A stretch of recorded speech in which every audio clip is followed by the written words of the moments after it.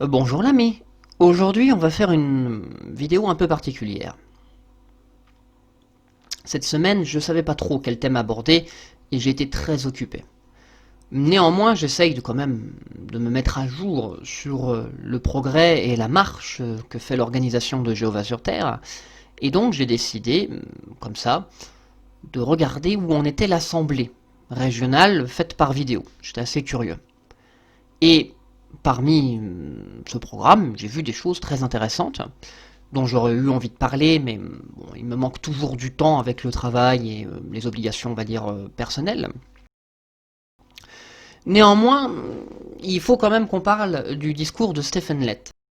Or, pas pour s'en moquer, ni pour le démonter, parce que ça ne le mérite pas. Mais je trouve que son discours, celui qu'il a donné à la fin de la session de samedi après-midi, mérite quand même que l'on pose quelques questions. Alors, si tu es témoin de Jéhovah et que tu écoutes ça, ne va pas croire que, comme je le dis encore une fois, que nous allons nous moquer ou que je vais essayer de démonter Stephen Lett, non. J'essayerai plutôt de faire comme celui qui n'est pas témoin de Jéhovah et qui écouterait ce genre de discours pour la première fois. Je vais donc soulever toutes les questions, toutes les interrogations, toutes les implications que peuvent faire naître ce genre de discours dans l'esprit de quelqu'un qui n'est pas aveuglément fidèle et dévoué au Collège central et à l'organisation qu'il dirige. Nous allons donc désormais, fort de ceci, commencer à écouter Stephen Lett, membre du Collège central des témoins de Jéhovah, qui nous présente un discours sur la résurrection et la grande œuvre de prédication qui fait suite à ce magnifique événement.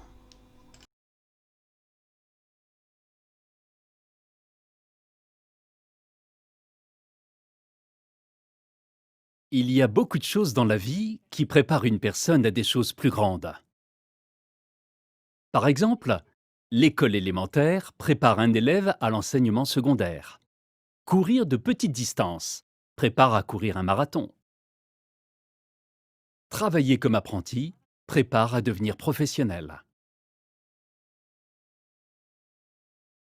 Dans ce discours, nous allons voir comment faire des disciples aujourd'hui nous prépare à la grande œuvre de formation de disciples qui se fera dans le monde nouveau. L'introduction est assez claire.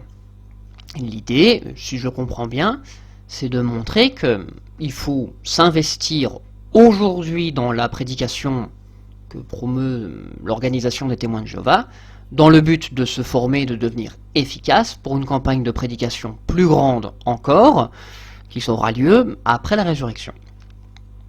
Ça, c'est dit, ce sera le leitmotiv de l'ensemble du discours. Inutile d'ailleurs d'écouter l'ensemble du discours, vous vous doutez bien, on va pas se taper 35 minutes de discours, plus mes commentaires par-dessus, il va y avoir du montage.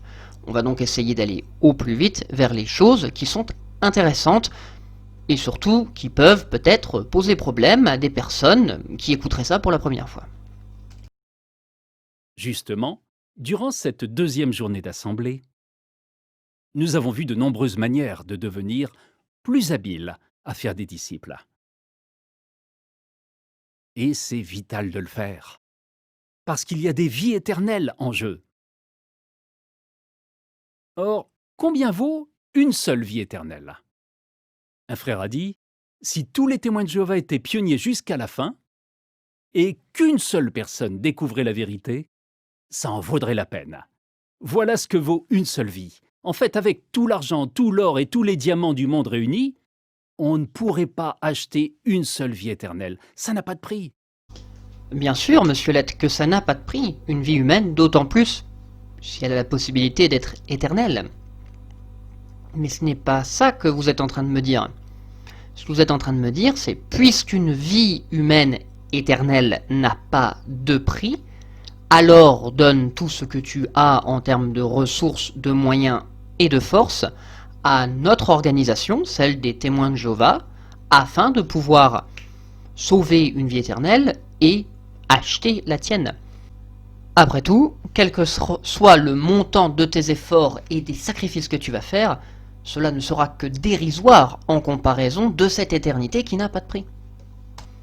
C'est pas tant la vie éternelle des gens qui me semble être votre centre d'intérêt dans ce genre de paroles, mais bien la motivation que cela donne aux assistants d'obéir et de faire ce que vous allez leur dire après. Mais comme on l'a dit, améliorer aujourd'hui nos compétences pour faire des disciples nous prépare à l'œuvre encore plus grande de formation de disciples qui se fera dans le monde nouveau. Ah, on rentre enfin dans le vif du sujet. Parlons un peu de l'ampleur de cette œuvre d'enseignement dans le monde nouveau. À titre de comparaison, durant ces dernières années et des derniers jours, nous avons fait des millions de disciples. Mais dans le monde nouveau, ce sont probablement des milliards de disciples qu'il faudra faire. Ça fait combien ça, 1 milliard par rapport à 1 million? C'est 1000 fois plus. On est donc en train de dire qu'il y aura 1000 fois plus de disciples à faire qu'aujourd'hui. Bon, déjà, merci pour le cours de mathématiques, qui est un cours de mathématiques de niveau primaire, ou peut-être collège, je sais pas trop où on en est, mais c'est assez connu quand même. Néanmoins, il y a quelque chose qui me chiffonne. Vous avez fait quelques millions, d'accord, mais par rapport à tous ceux qui existent aujourd'hui comme êtres humains sur Terre, non seulement c'est dérisoire, mais en plus de ça, juste avant, je l'ai coupé, mais l'organisation se vante d'avoir fait 300 000, un peu plus de 300 000 baptêmes durant l'année écoulée, mais pour le résultat de travail de 8 millions de témoins de Jéhovah, c'est nul. Ça fait combien d'heures de prédication? Ça fait combien d'études qui ne mènent à rien? La dernière fois qu'il y a eu des résultats comme ça, c'était dans les années 90. Il n'y avait pas autant d'heures de prédication, il n'y avait pas autant de proclamateurs. Qu'est-ce qui s'est passé entre-temps? Vous êtes devenus moins efficaces ou quoi? Et sans doute que cette œuvre de formation de disciples s'étendra sur plusieurs siècles, et pas juste sur quelques dizaines d'années comme durant les derniers jours.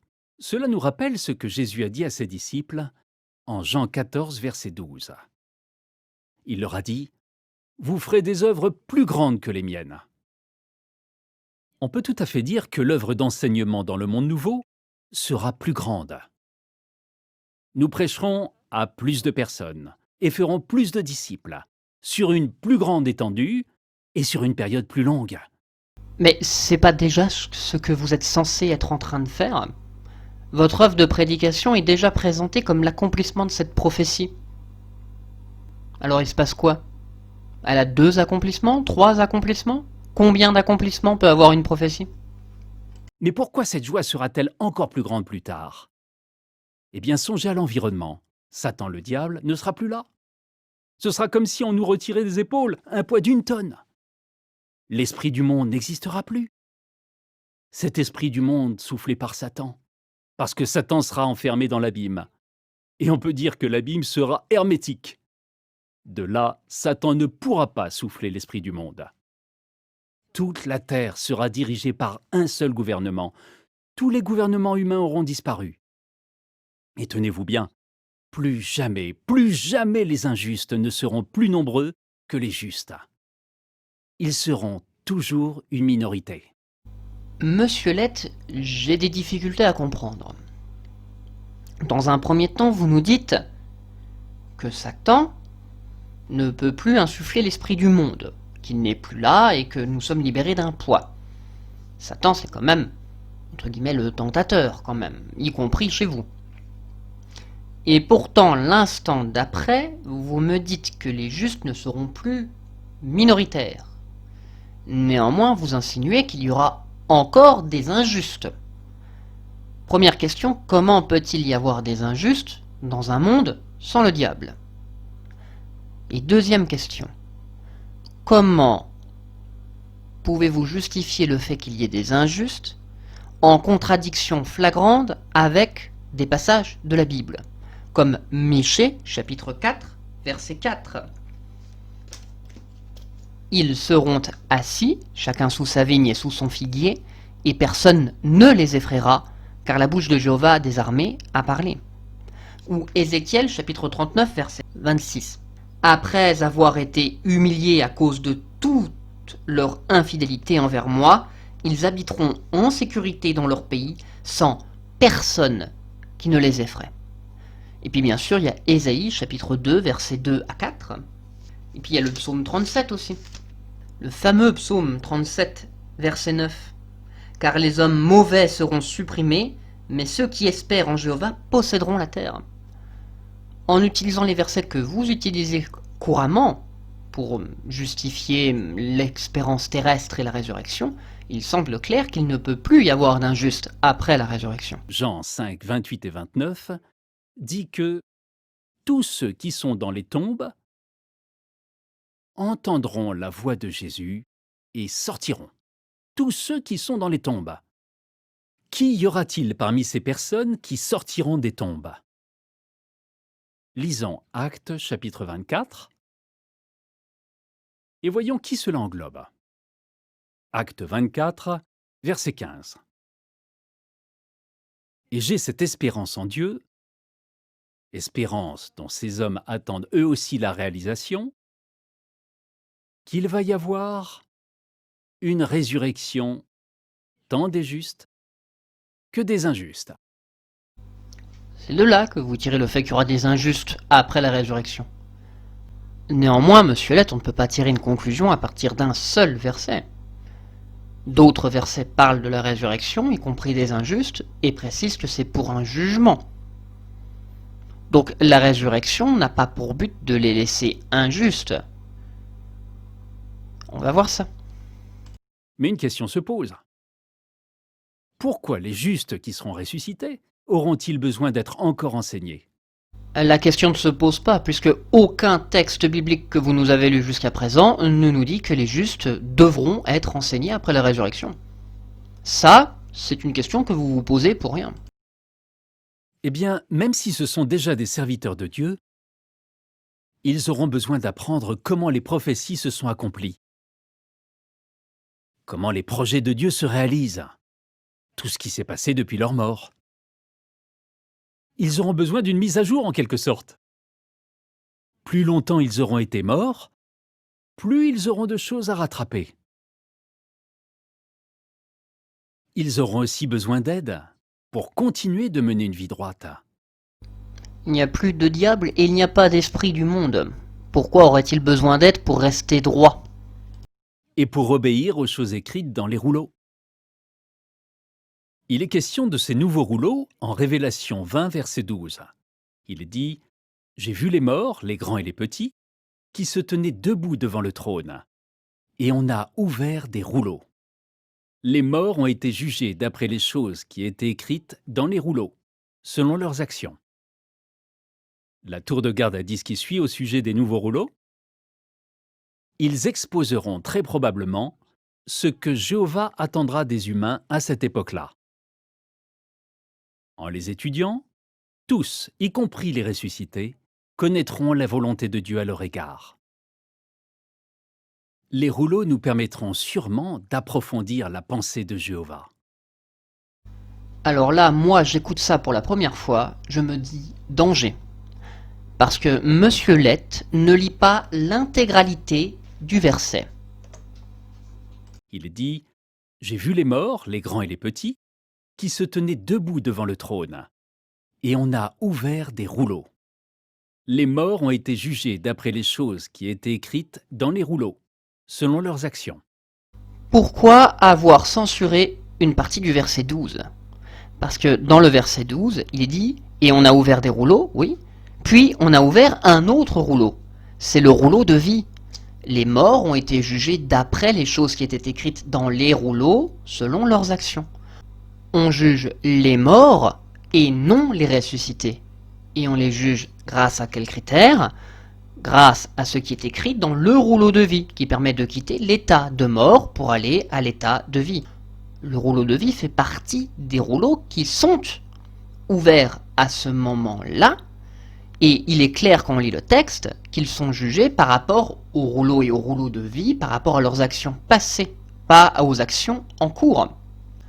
Vous savez, monsieur Lett, il y a d'autres passages qui parlent de ce rouleau de vie, par exemple. Je pense à Révélation chapitre 20, verset 15. Et tous ceux dont le nom n'était pas écrit dans le livre de vie ont été jetés dans le lac de feu. Donc manifestement, c'est pas tant les rouleaux que ce qui est écrit dans le rouleau de vie qui semble important. Ça va également dans le sens de ce que nous dit l'apôtre Paul en Philippiens chapitre 4 verset 3. Philippiens 4, 3 que je vais retrouver très vite. Oui, je t'en prie aussi, fidèle compagnon, continue d'aider ces femmes qui ont lutté ensemble avec moi pour la bonne nouvelle, ainsi qu'avec Clément et mes autres collaborateurs, dont les noms sont dans le livre de vie. Vous savez, monsieur Lett, quand on lit la Bible attentivement, il semble plutôt clair que la vie éternelle qui vous fait tant rêver ne se gagne pas après la résurrection, elle se gagne avant la résurrection. Pour le moment, vous ne nous avez jamais montré de texte qui nous dirait qu'il y aurait une grande campagne d'enseignement ou de formation de disciples parmi les ressuscités. Par contre, quand on lit les textes, il est souvent promis que suivre l'enseignement biblique ici et maintenant est la garantie d'une résurrection via le livre de la vie. 1 Corinthiens chapitre 15 versets 1 à 4 va plus dans ce sens que dans ce que vous êtes en train de nous raconter. Frères, je vous rappelle la bonne nouvelle que je vous ai annoncée, que vous avez acceptée et pour laquelle vous avez pris parti. Par le moyen de cette bonne nouvelle que je vous ai annoncée, vous êtes aussi en train d'être sauvés si vous y restez attachés, à moins que vous ne soyez devenus croyants pour rien. Parmi les premières choses que je vous ai transmises, il y a ce que j'ai reçu moi aussi. Christ est mort pour nos péchés, conformément aux Écritures.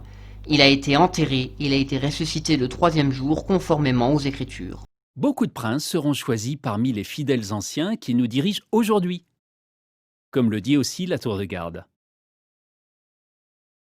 Évidemment, c'est Jésus, le roi messianique, qui nommera les princes. Donc forcément, ils seront bien choisis. Si c'est Jésus qui nomme les princes, alors vous n'avez aucun moyen de savoir si des anciens seront nommés princes.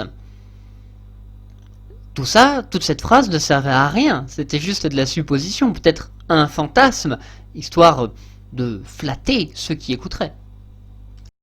Ce seront des princes qui aimeront vraiment les autres et qui suivront fidèlement toutes les directives du gouvernement céleste. S'ils sont comme les anciens à l'heure actuelle, il va falloir se méfier quand même, parce que tous les anciens ne suivent pas non seulement les directives, mais soyons honnêtes, parmi les anciens, il n'y a pas des gens qui sont forcément aimants de leurs ouailles. Parce qu'on en fait quoi des anciens qui profitent de leur place, qui font un peu de népotisme, voire qui abusent de leur pouvoir. Eux aussi, ils ont l'espérance de devenir des princes. Également parmi les justes qui seront ressuscités, il y aura beaucoup de nos êtres chers qui espéraient vivre assez longtemps pour voir la fin du système, mais qui sont morts durant les derniers jours. Par exemple, je pense à ma mère. Elle a été baptisée en 1938. Elle est morte en 2012, il y a à peine 8 ans. Elle voulait vraiment voir la fin de ce système, mais le cancer ne lui a pas permis. Et je me souviens que peu avant sa mort, je lui ai dit « Maman, je sais que tu voulais entrer dans le monde nouveau par la route normale, ne jamais mourir. Mais là, tu vas devoir prendre le tunnel souterrain. Mais l'essentiel, c'est d'y entrer. Alors tu vas fermer les yeux très peu de temps, et la prochaine chose que tu verras, c'est quand tu ouvriras les yeux dans le monde nouveau. Mais quand elle reviendra, imaginez tout ce qui se sera passé pendant ces 8 ans d'absence. Elle aura besoin d'être mise à jour. » C'était JW Télédiffusion, depuis le siège mondial des témoins de Jéhovah. Elle ne sait même pas que cette émission existe. Il faudra la mettre au courant, et elle sera tellement contente de découvrir toutes ces nouveautés. Alors, monsieur Lett, moi aussi, je peux comprendre. Je trouve ça très émouvant, le fait que vous parliez comme ça de votre mère, d'autant que nous sommes nombreux à avoir perdu des êtres chers. Moi, j'ai pas perdu mes parents par la mort, mais j'ai perdu des gens aussi auxquels je tenais beaucoup.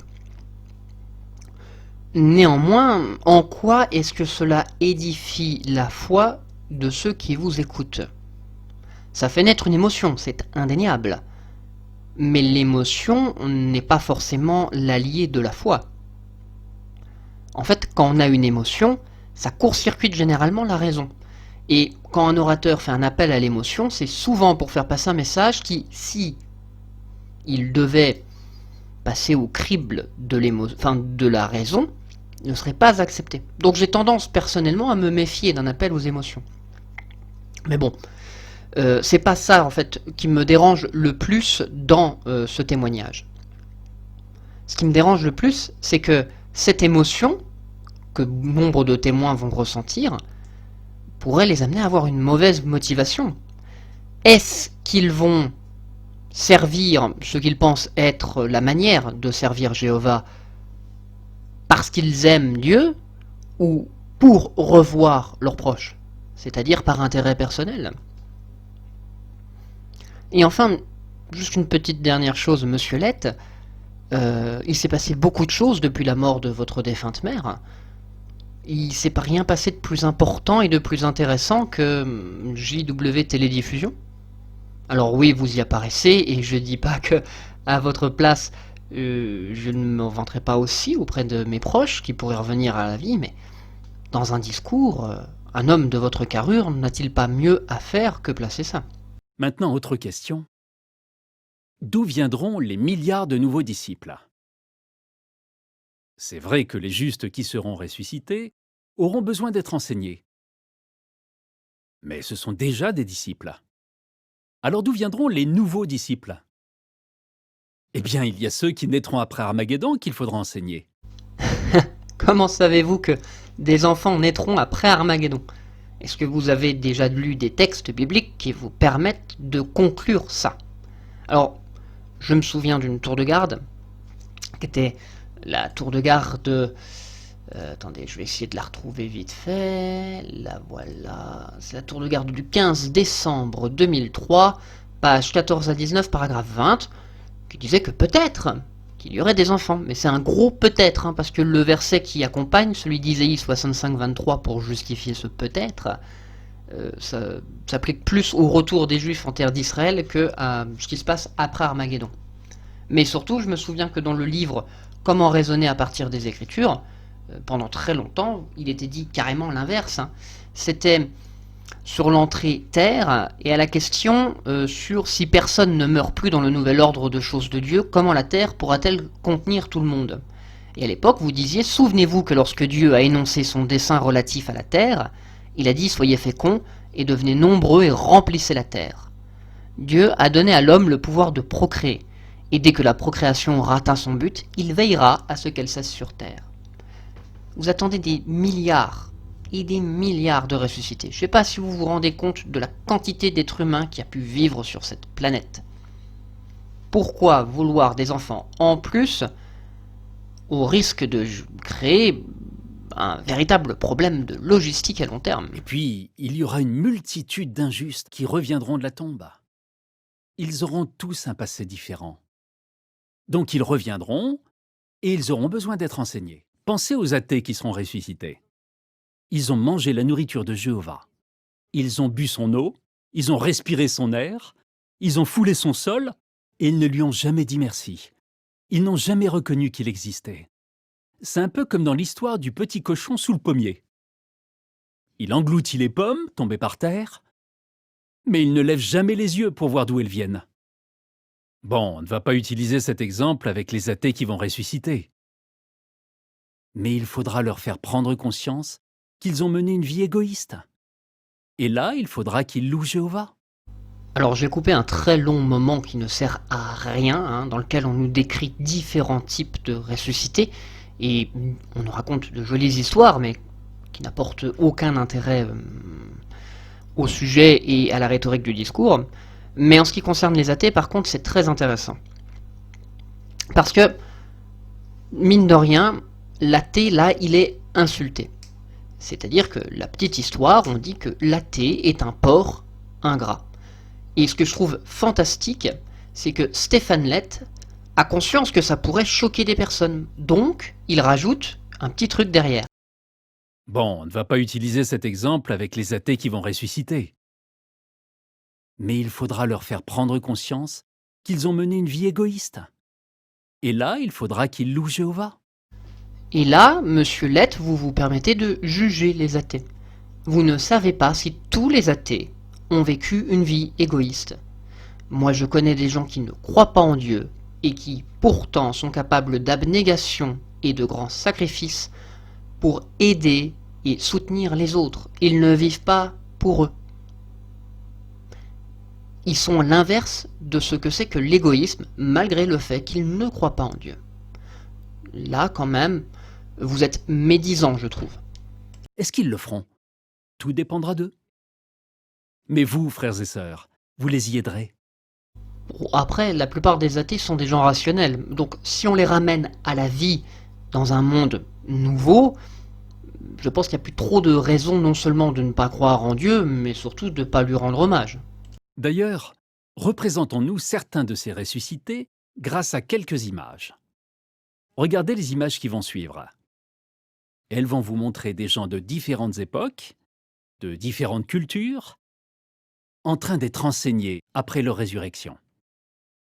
Et tandis que ces images défilent, essayez de vous imaginer en train d'enseigner ces personnes de différents horizons.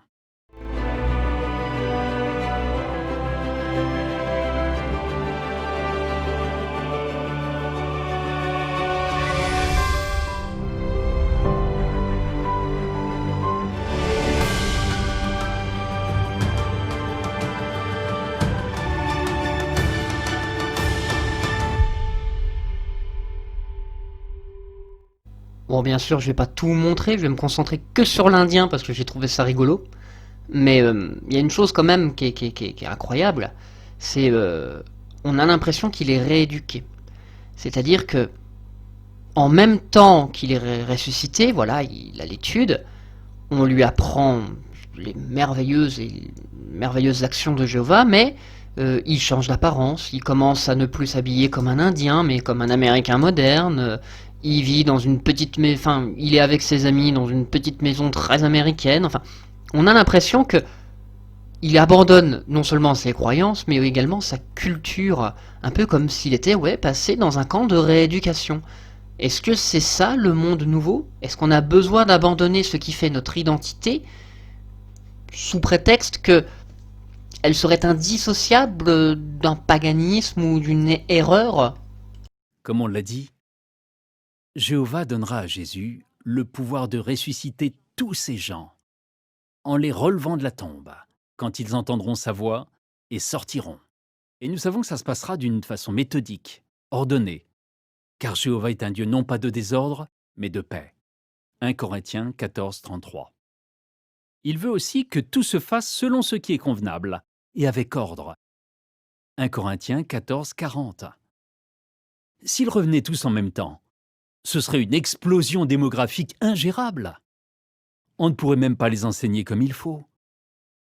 On ne pourrait pas s'occuper d'eux. Mais non, ce sera progressif pendant les 1000 ans. Alors là, j'ai encore mon radar qui me dit attention, danger.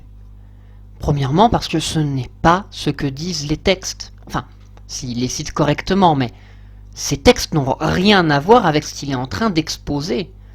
Aucun de ces textes ne nous dit dans quel ordre les gens seront ressuscités.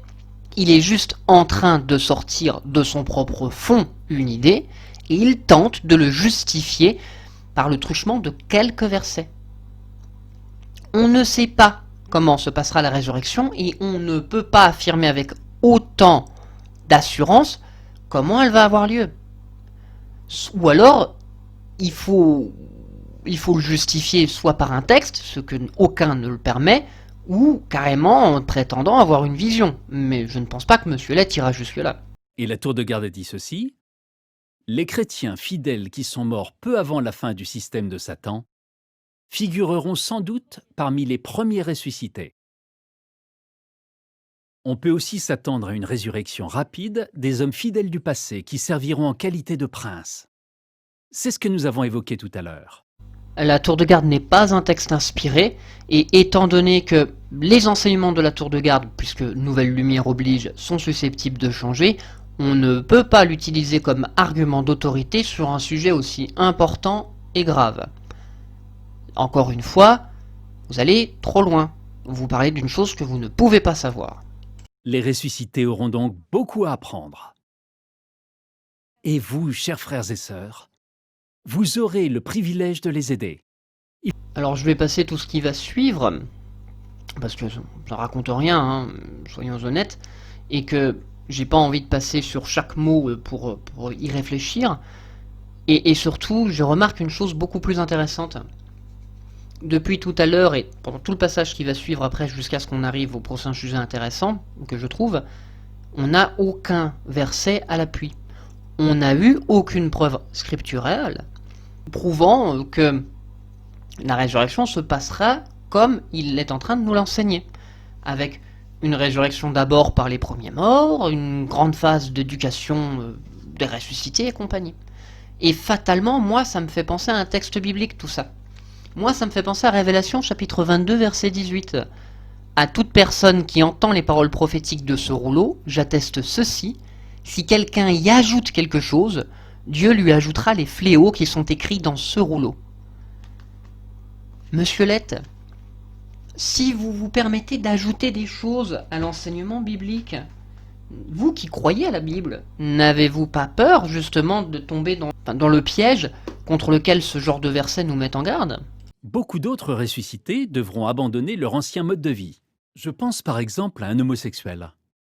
Alors, cet ancien homosexuel revient à la résurrection, et il pensait vraiment, puisqu'on lui a appris et qu'il y a cru, que Dieu l'acceptait avec ce mode de vie. Mais là, il va apprendre les valeurs morales de Jéhovah. Il va apprendre que Jéhovah n'abaissera jamais ses normes pour nous arranger nous. C'est à nous de nous élever à son niveau. Cet homme va-t-il changer? Va-t-il s'adapter? Ça dépendra de lui.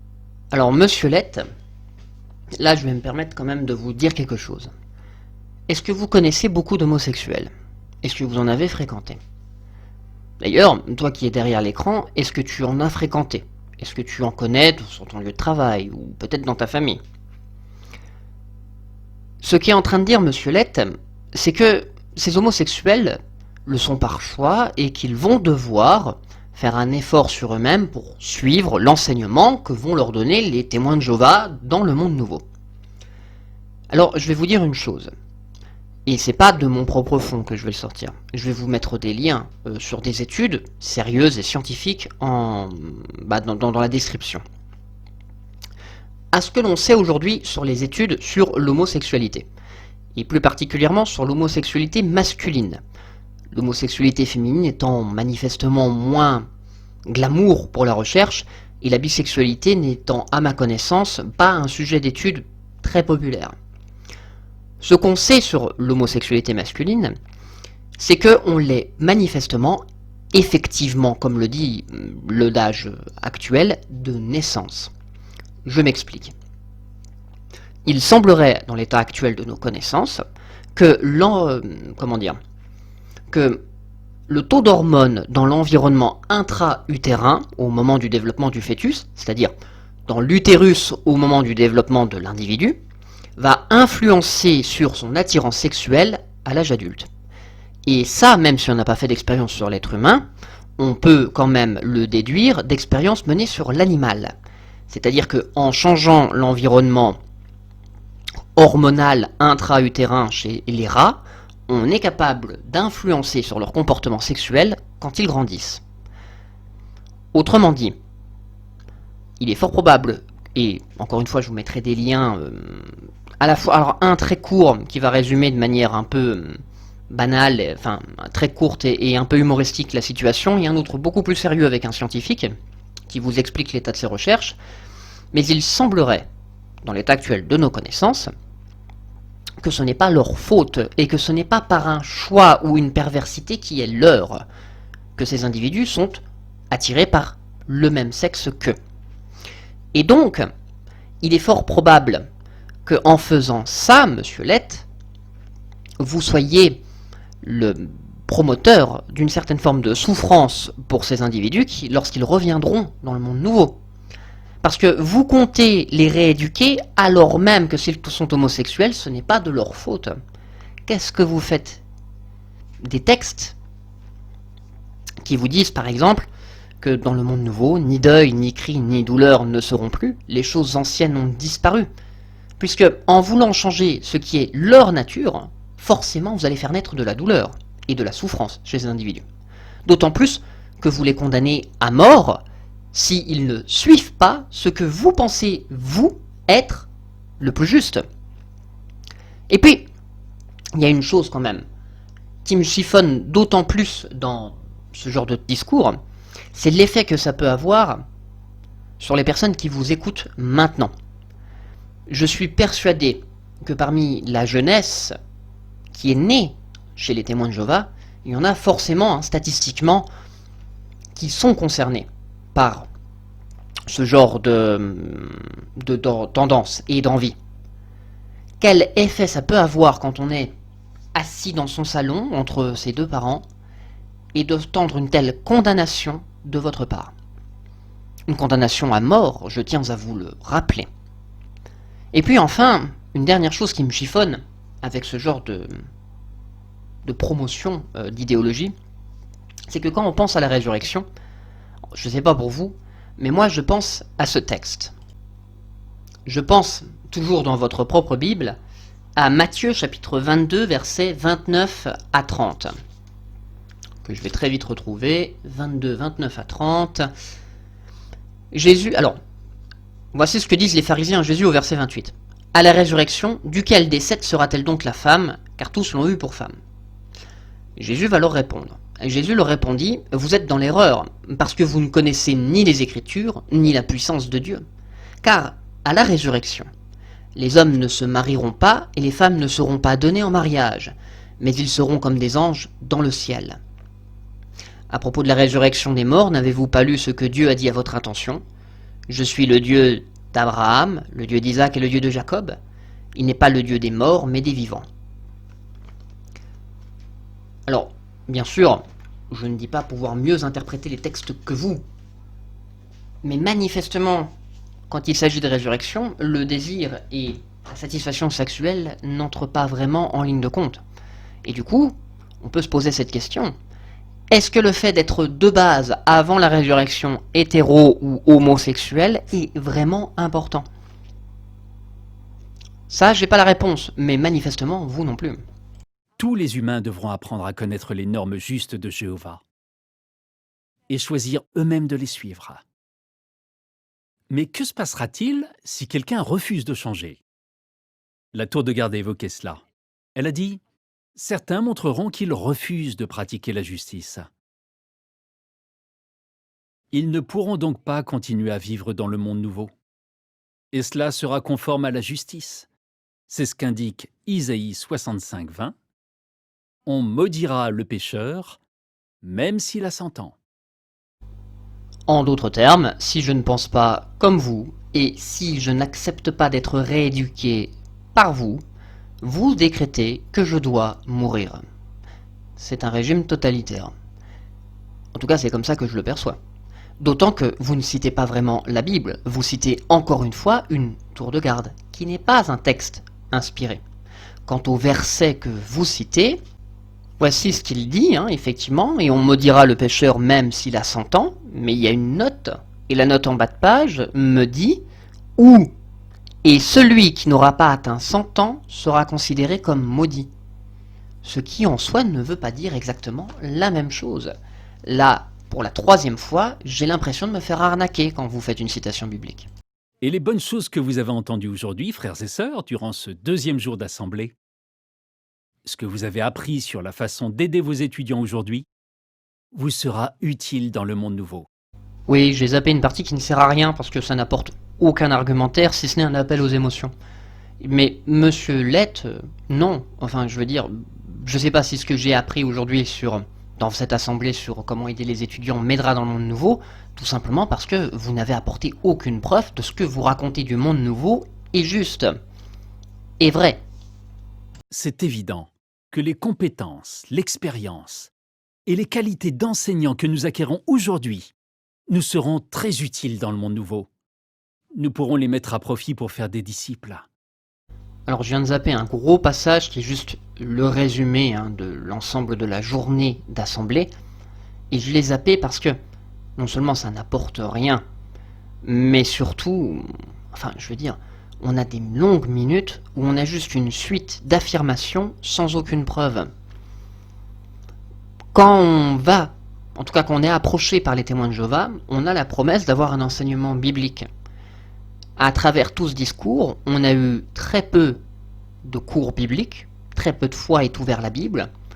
On a même mis comme autorité la tour de garde, qui n'est pas un texte inspiré. Par contre, on a eu tout un tas d'affirmations qui ne reposent sur rien d'autre que des peut-être. Moi, l'impression que ça me donne quand j'écoute un discours comme ça, c'est que toute la position de Monsieur Lett est hypostasiée.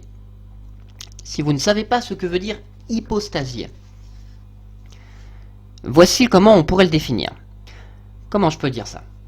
Je vais citer du Carl Jung, tout simplement, parce qu'il a déjà répondu à ma question. Une hypostase, voyez-vous, n'est pas une hypothèse. Une hypothèse est une supposition que je fais, une idée que j'ai formée en vue de tenter une explication des faits. Mais, et je le sais en permanence, je ne l'ai que supposé et mon idée a encore besoin de preuves. L'hypothèse signifie ceci, mettre quelque chose qui n'est pas là sous quelque chose d'autre. Or, l'hypostase signifie qu'il y a au-dessous une chose qui est matérielle, sur laquelle repose donc une autre chose. Faire une hypostase, c'est inventer un sujet qui se trouve suspendu en l'air. Celui-ci n'a pas la moindre base, mais nous supposons qu'il en a une et nous disons qu'il est réel. Il y a toujours dans une hypostase la supposition qu'une chose existe véritablement, et l'esprit primitif du reste ne cesse d'hypostasier. À nos meilleurs moments, lorsque nous nous montrons quelque peu superstitieux, nous aussi, nous hypostasions. En résumé, quand j'hypostasie, je considère une pure abstraction comme une réalité. Ou si tu préfères, je considère une idée comme une réalité absolue. Et c'est exactement l'impression que ça me donne quand j'écoute des membres du Collège central parler du monde nouveau. Et c'est exactement l'impression que ça me donne. Ce n'est que de la superstition. Quand on étudie avec les témoins de Jéhovah, ils sont très forts pour se moquer de ce qui est superstition chez les autres, de tous les enseignements qui ne viennent pas de la Bible dans la chrétienté. Mais ils font la même chose, parce que de ce qui a été dit dans ce discours, rien de ce qui est dit sur le monde nouveau ne tient par la Bible. C'est une pure hypostase, c'est un fantasme qu'a Monsieur Lett et qu'ont de nombreux témoins de Jéhovah et qu'ils tentent de justifier, parfois très maladroitement. En conclusion, que peut-on dire ? Qu'il y a beaucoup de métiers d'aujourd'hui qui n'existeront plus du tout dans le monde nouveau. Les médecins, plus de médecins. Les infirmiers, les ophtalmologues, les pompes funèbres, les serruriers, les avocats. Ces métiers auront disparu. Mais vos compétences d'enseignant pour faire des disciples seront très demandées. Vous pourrez les exploiter pleinement. Et vous éprouverez une immense joie à participer à ce formidable, ce colossal programme d'enseignement qui nous attend dans le monde nouveau.